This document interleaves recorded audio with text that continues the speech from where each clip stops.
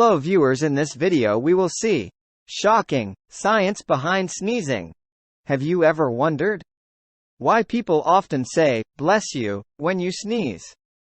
The belief was that sneezing is a near-death experience, and that a blessing will keep you alive. That also links to the belief that your heart stops when you sneeze. You can relax. Your heart keeps beating throughout your sneeze. And whether that sneeze takes the form of a loud bellow or roar, or even a tiny squeak, a sneeze is an important protection mechanism for the body. Sneezing comes to remove the foreign particles from your nose. But how your body knows that there are foreign particles in your nose?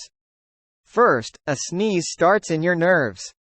When the lining of your nose gets irritated from a cold, pollen, dust, smoke, pepper, etc., your body goes into reaction mode. These cilia send signals to brain to remove these particles. Your sneeze center, located in the lower brainstem, is triggered. It sends out a signal to tightly close your throat, eyes and mouth. Your chest muscles contract and compress your lungs, while your throat muscles relax. Suddenly, air, saliva and mucus are forced out of your nose and mouth.